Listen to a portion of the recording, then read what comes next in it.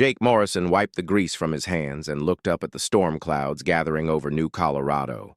The wind was picking up, and he could smell rain in the air. His repair shop sat alone on the edge of the frontier settlement, surrounded by nothing but red rocks and scrub brush. Most days, Jake liked the quiet. Today felt different. Thunder rolled across the sky as Jake walked back into his workshop. Tools hung on every wall, and spare parts filled metal shelves from floor to ceiling. He had been fixing machines for 20 years ever since he left Earth. Mining equipment, transport vehicles, even starship engines.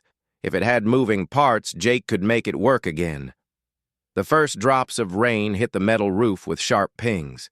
Jake pulled on his work coat and checked the time. Nearly midnight. He should close up and head home, but something kept him working on the broken plasma generator in front of him. His hands moved with practiced skill, testing circuits and replacing burnt components. A flash of lightning lit up the workshop through the windows. Then another flash, but this one was different. It stayed bright for too long and moved across the sky like a falling star. Jake set down his tools and walked to the window. The light was getting bigger and brighter. Not lightning at all, but something flying toward his shop at incredible speed.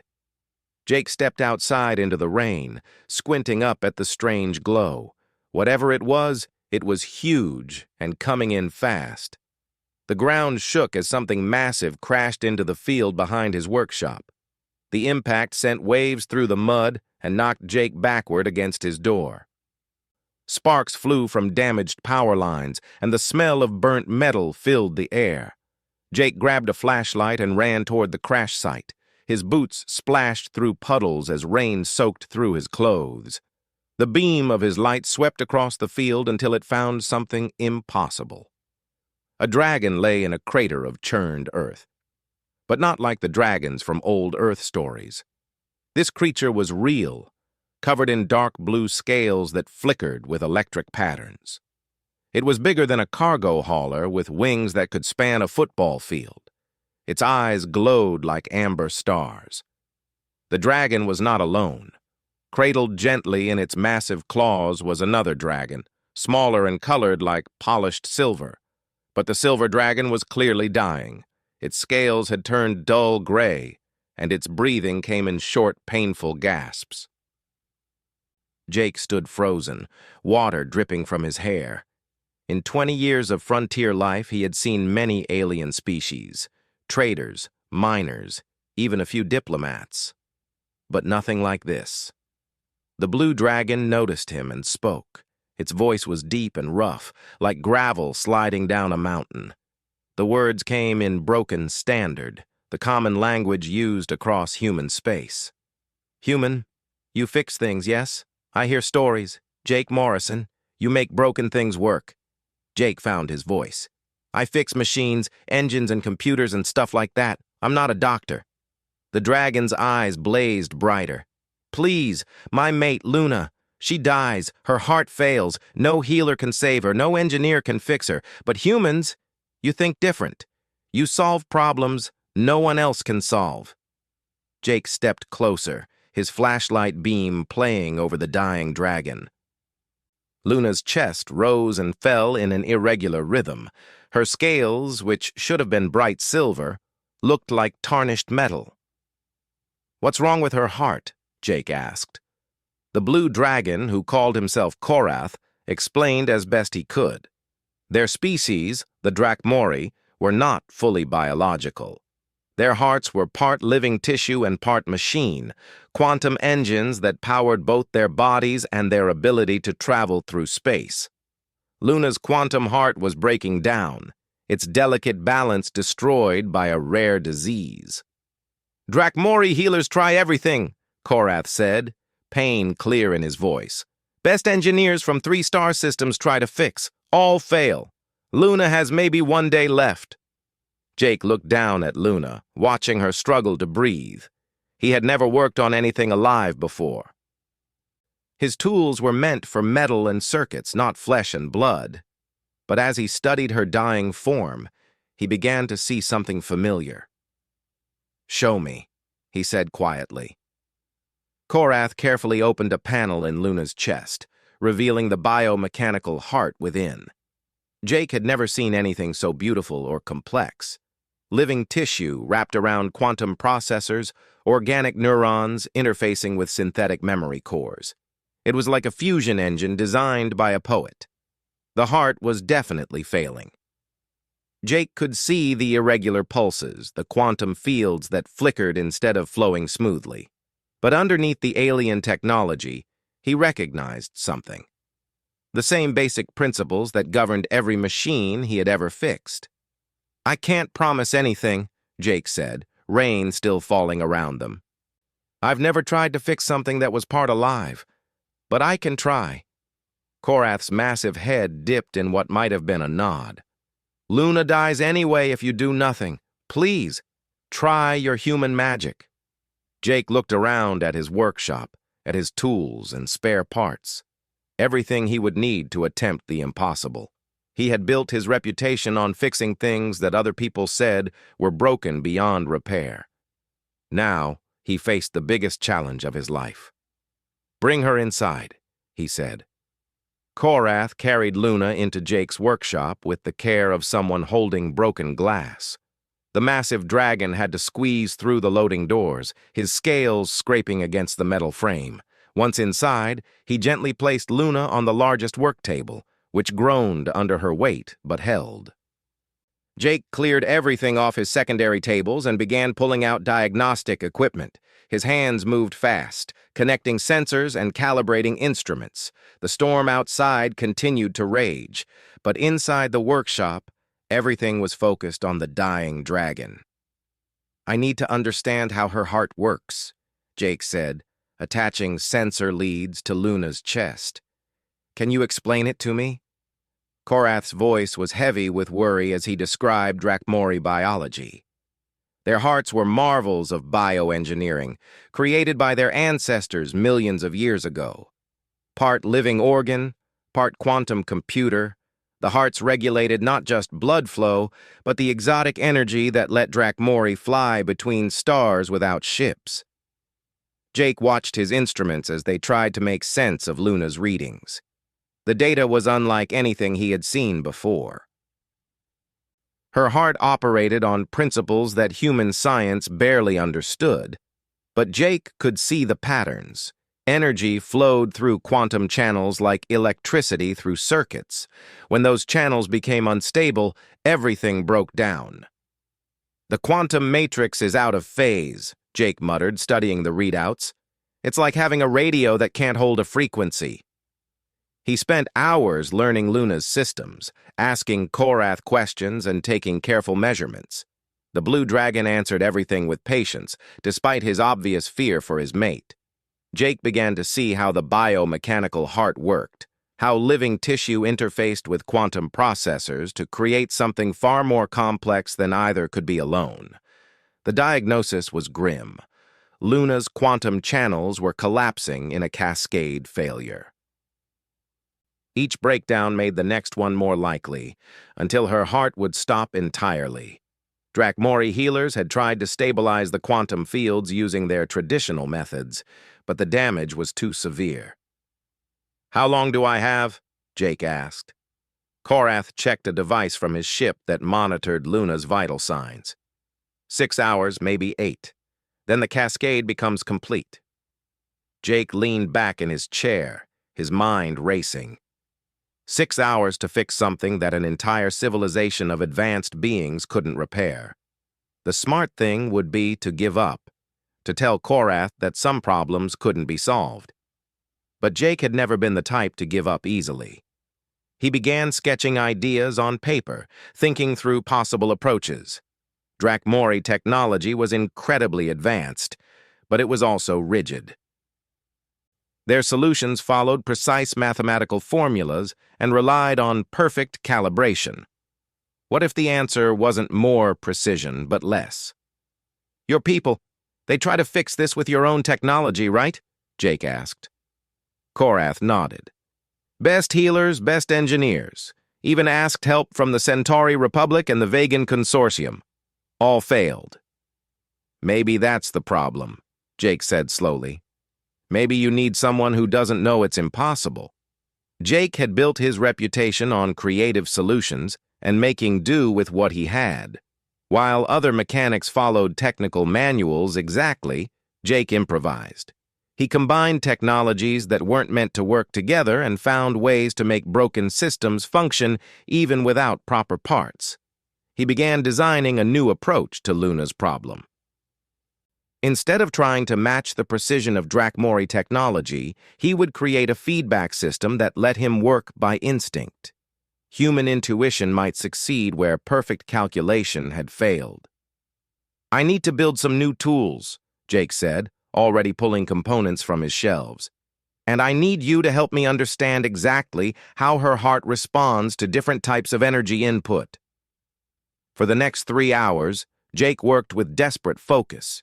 He modified his diagnostic equipment to interface with Drakmori biosystems. He built haptic feedback gloves that would let him feel the quantum resonance directly. Most importantly, he created a stabilization matrix that could hold Luna's heart steady while he worked. Korath watched with growing amazement as Jake combined human technology with Drakmori components in ways that no engineer had ever tried. The Blue Dragon began to understand why humans had earned their reputation for solving impossible problems. They didn't just think differently, they approached the entire concept of possibility from a unique angle. "Your species is very strange," Korath observed, watching Jake solder quantum processors to human circuit boards. Jake grinned without looking up from his work. "Yeah, we get that a lot." As dawn approached, Jake finished his preparations. He had everything he needed to attempt the repair, but no guarantee it would work. One wrong move could kill Luna instantly. The margin for error was smaller than the width of an atom. "Are you ready?" Jake asked, pulling on the haptic gloves he had modified. Korath placed a massive claw gently on Luna's forehead. Her breathing had become even more labored, and her scales were now completely gray. Time was running out. "I am ready," Korath said.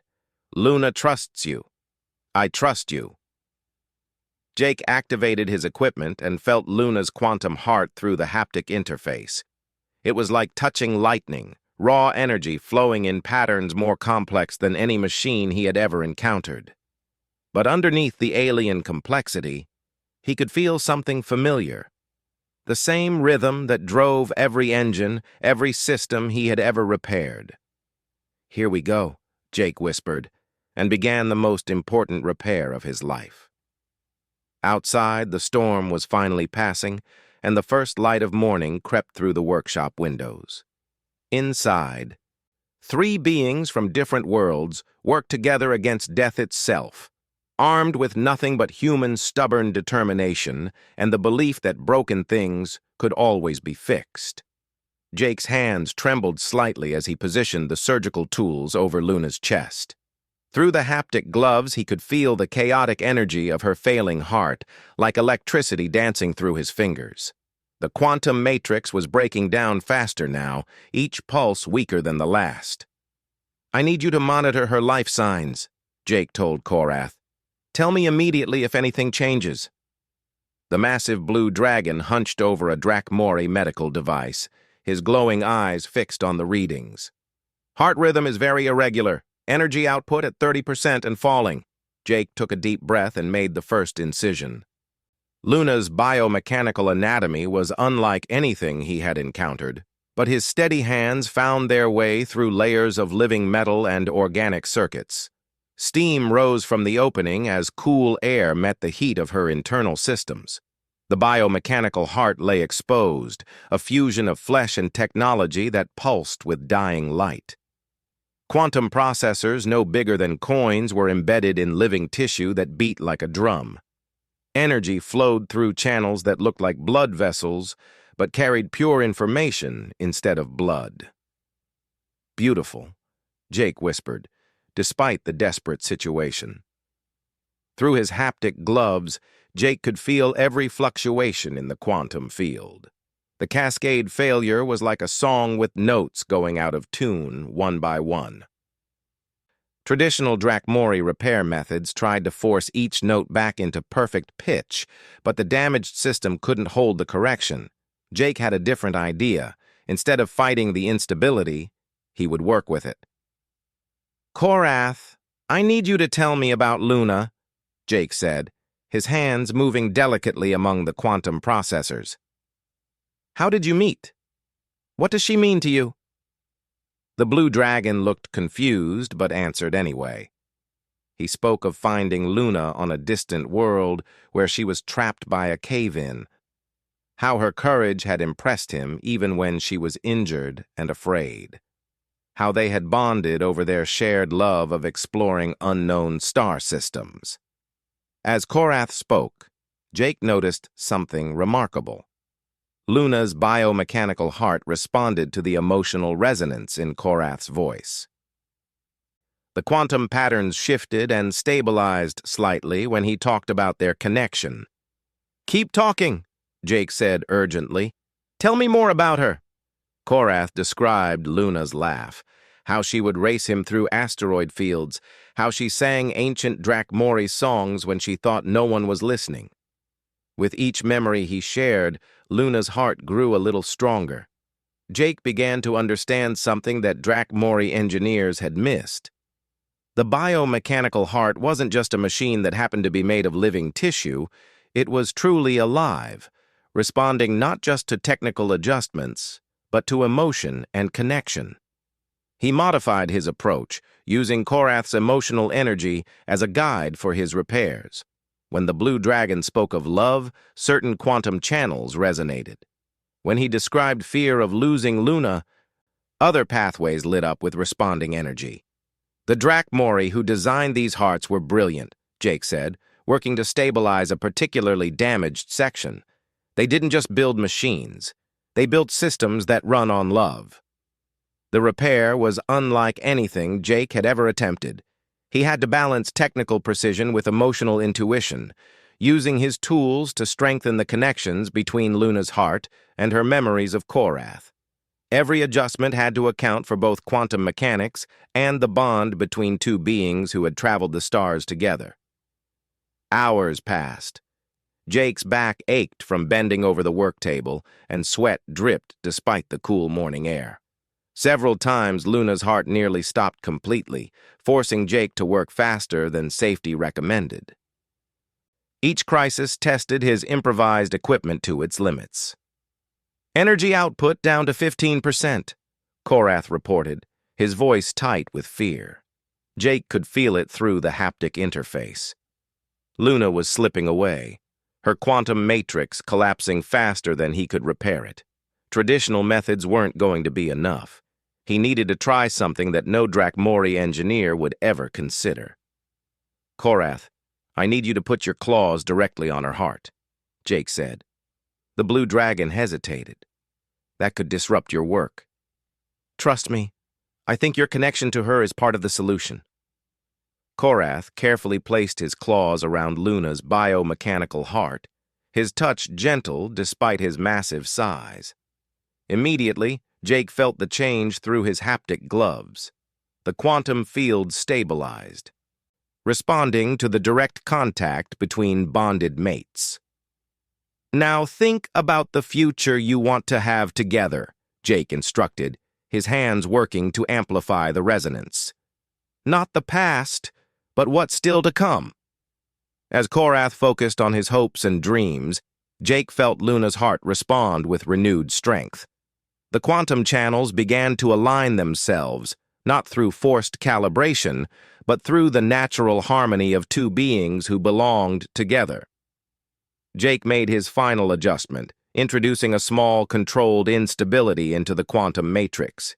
It went against every engineering principle he knew, but his instincts told him it was right. Hearts weren't meant to be perfect machines.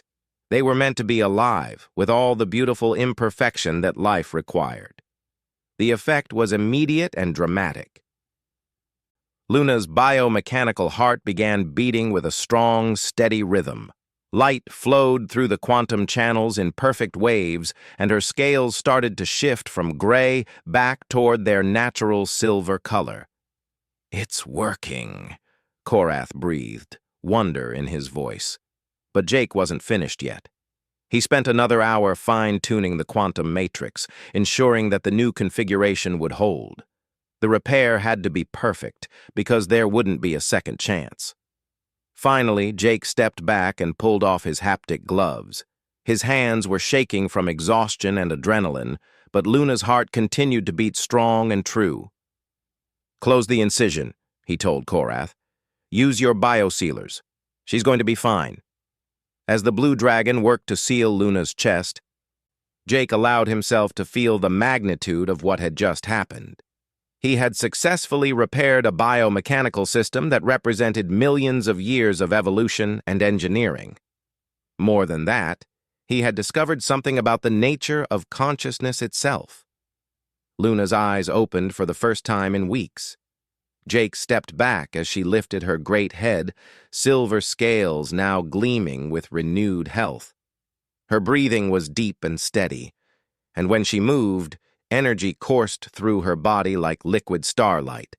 The biomechanical heart was not just working, it was working better than it ever had before. "Korath?"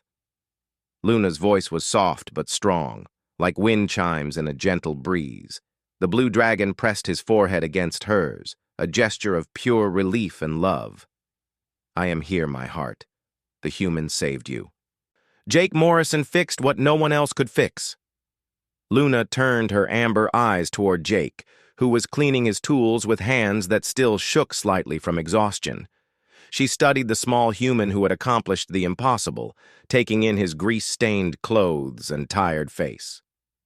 "You brought me back from the edge of death itself," she said simply. "How?" Jake set down his tools and looked at the two dragons. "Your people think too much with their heads. Sometimes the answer isn't in the calculations. Sometimes you have to fix things with your heart." Luna tried to sit up, and Jake was amazed at how smoothly she moved. Before the repair, every motion had been labored and painful. Now she moved with fluid grace, her biomechanical systems operating in perfect harmony. "The quantum resonance patterns," Luna said, checking her own internal readings with obvious surprise. "They are more stable than they were even before I became sick. How is this possible?" Jake sat down heavily in his chair, suddenly feeling the weight of the sleepless night. "I think your heart was designed to be imperfect, not broken, but alive. When your people tried to fix it with perfect calibration, they were fighting against its true nature." Korath studied the human with new respect. "You added instability to the quantum matrix on purpose. No Drakmori engineer would dare to do such a thing." "That's exactly why it worked," Jake replied. "Sometimes the best solution is the one nobody else would try." Over the next few hours, Luna's recovery was remarkable. Her scales regained their brilliant silver color completely, and the biomechanical readings showed energy output higher than baseline. The controlled instability Jake had introduced was actually making her heart stronger, allowing it to adapt and self-correct in ways that rigid perfection never could. Word of the miracle spread quickly through the settlement. Other humans came to see the dragons who had crashed during the storm, and many stayed to hear the story of Jake's impossible repair. The local news services picked up the story, and within days, it was spreading across human space and beyond. "People are calling you a genius," said Betty Walsh, who ran the settlement's communication hub. She had come to meet the dragons and stayed to help Jake handle the flood of incoming messages. "Scientists want to study your methods. Hospitals want to hire you." Jake looked up from the letter he was reading. It was from a Centauri medical research facility, offering him a fortune to come explain his techniques. Similar offers were piling up on his desk from across known space. "I'm not a genius," Jake said. "I'm just a mechanic who got lucky." Luna, who was resting near the workshop entrance, raised her head. "Luck had nothing to do with it. You succeeded because you understand something that our advanced civilizations have forgotten. The most complex systems still follow simple principles." More ships began arriving at the settlement. First came curious scientists and reporters, then sick aliens seeking Jake's help. A Rigelian trader brought his dying brother, whose bioimplants were rejecting his nervous system. A family of crystal beings from the Vega system came with their child, whose light matrix was flickering toward permanent darkness. Jake found himself facing cases that challenged everything he thought he knew about repair work. But each time, he applied the same basic approach: understand the system, find the emotional resonance, and trust his instincts over pure calculation. The Rigelian brother was saved by connecting his bio-implants to his memories of home. The crystal child's light matrix stabilized when Jake helped her parents sing the harmonic frequencies that reminded her of being loved. Each case taught Jake something new about the connection between consciousness and the systems that sustained life. "You are changing how people think about healing," Luna observed one evening as they watched another cured patient depart in his ship. Jake was working on a damaged atmospheric processor while they talked, his hands moving with automatic skill. "I think healing and fixing are the same thing, really. You find what's broken and you make it work again." Korath, who had been studying human technical manuals, looked up from his reading. "But you do more than make things work. You make them work better than before." It was true. Every patient Jake treated left healthier than they had been even before getting sick. The controlled instabilities he introduced didn't just fix immediate problems. They made biological and mechanical systems more resilient and adaptable. "Maybe that's what was missing," Jake said thoughtfully. "Everyone tries to eliminate problems instead of learning to work with them, but imperfection isn't always a flaw. Sometimes it's what makes something truly alive." Luna stretched her wings, testing the strength that had returned to her body. "The ancient Drakmori who designed our hearts understood this, but over the millennia, we forgot their wisdom and trusted only in precision." Jake set down his tools and looked at his alien friends. 3 weeks had passed since the desperate night of Luna's repair, and the world had changed around them. Ships arrived daily with beings seeking help, and Jake's workshop had expanded into a proper medical facility. But more than that, the success had changed how the galaxy viewed humanity. Humans had always been seen as clever but primitive, capable of surprising solutions but lacking the advanced knowledge of older civilizations. Jake's techniques showed that human approaches to problem-solving had value that even the most advanced aliens hadn't recognized. "What happens now?" Jake asked. Korath and Luna exchanged looks. "Now we help you teach others," Luna said. "Your method should not be limited to one human in one workshop. The galaxy needs to learn what you have discovered." Jake nodded slowly. The idea of teaching had never appealed to him before, but he was beginning to understand that some discoveries were too important to keep to himself. "All right," he said. "But we do it my way. No fancy schools or complicated theories. Just hands-on work with beings who need help." 2 years later, the Morrison Institute for Applied Repair covered 3 square miles of New Colorado's red landscape. What had started as Jake's simple workshop had grown into something unprecedented in galactic history, the first truly interspecies technical school. Jake stood on the observation deck of the main building, watching students from dozens of worlds work together in the practice yards below. A young human worked alongside a Centauri bioengineer to repair a damaged life support system. Nearby, a team of crystal beings from Vega taught Rigelian mechanics the harmonic frequencies that could heal fractured matter matrices. "Still hard to believe sometimes," Jake said to Luna, who had landed on the deck beside him.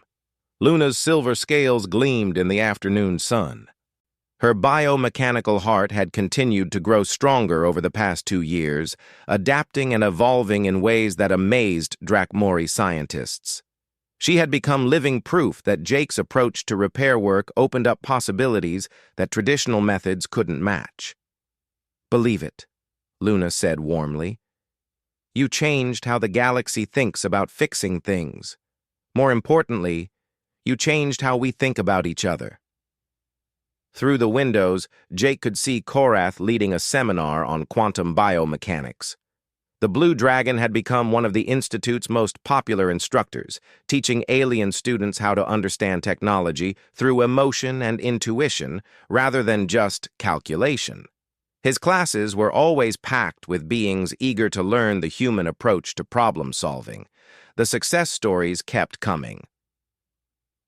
Ships arrived daily carrying patients with conditions that conventional medicine had given up on. Most left healthy, but all left with a new understanding of how consciousness and technology could work together.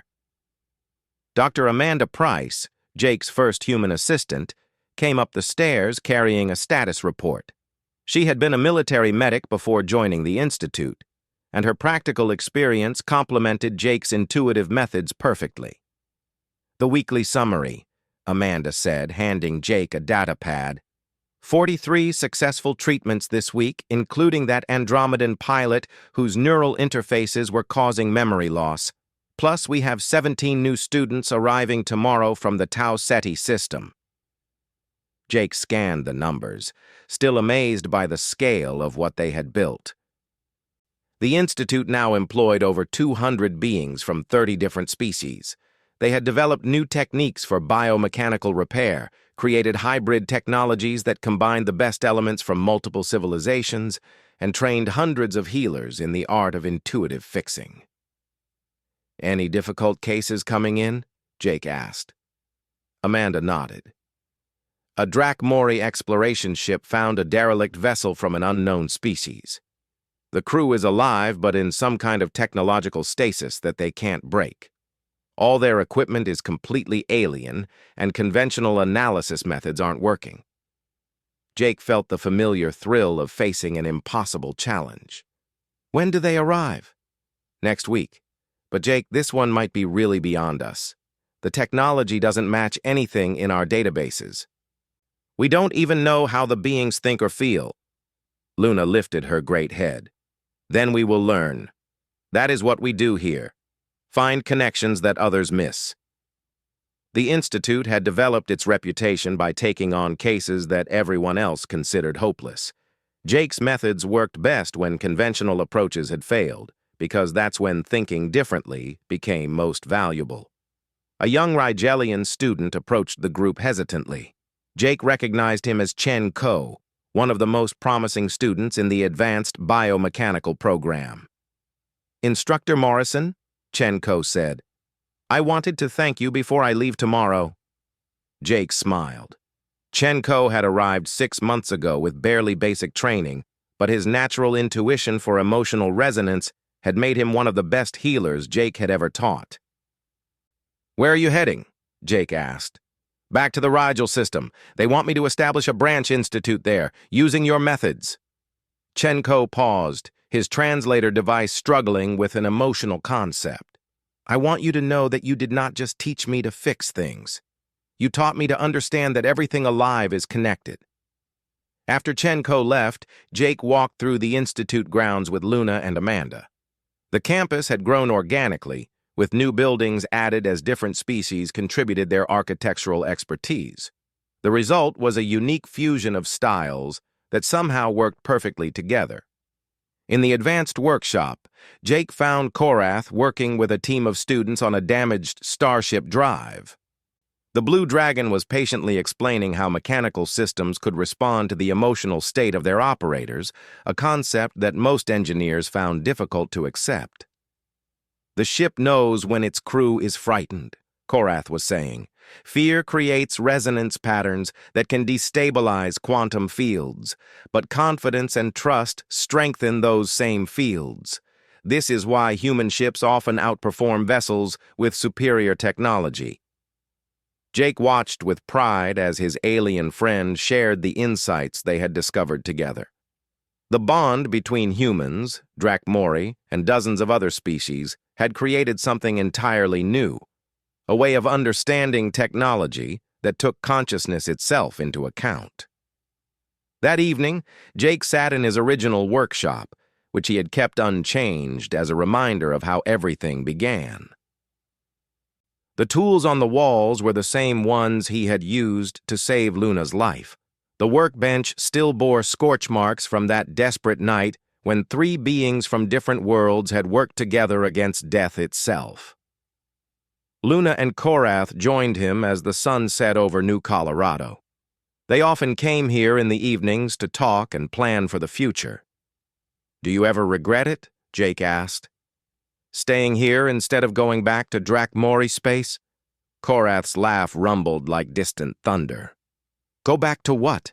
This is our home now, this place where impossible things become possible." Luna stretched her wings, still marveling at the strength that flowed through her repaired body. "We found something here that we did not even know we were looking for. A new way of being alive." Jake nodded, understanding exactly what she meant. The Institute had become more than just a school or hospital. It was a place where the barriers between species dissolved, where different ways of thinking came together to create solutions that none could achieve alone. Ships continued to arrive and depart in the distance, carrying healed patients and trained healers to every corner of known space. The techniques developed at the Institute were spreading throughout the galaxy, changing how billions of beings approach the fundamental challenges of life and consciousness. "What's next?" Amanda asked, joining the group with hot coffee for the humans and energy crystals for the Drakmori. Jake looked up at the stars beginning to appear in the darkening sky. "Keep doing what we do. Fix what's broken and help others learn to do the same. There's always something that needs healing." Luna settled her great bulk next to the workshop, her presence both protective and peaceful. "And there will always be humans to find the impossible solutions." Jake smiled, thinking about the unknown species that would arrive next week. Whatever challenges they brought, he was confident that the Institute would find a way to help them. After all, they had learned the most important lesson of all, that consciousness, compassion, and stubborn human determination could overcome any obstacle. The evening wind carried the sounds of the Institute settling down for the night.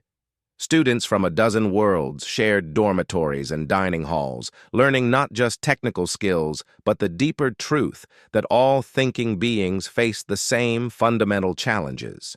They all wanted to live, to thrive, and to feel connected to something larger than themselves.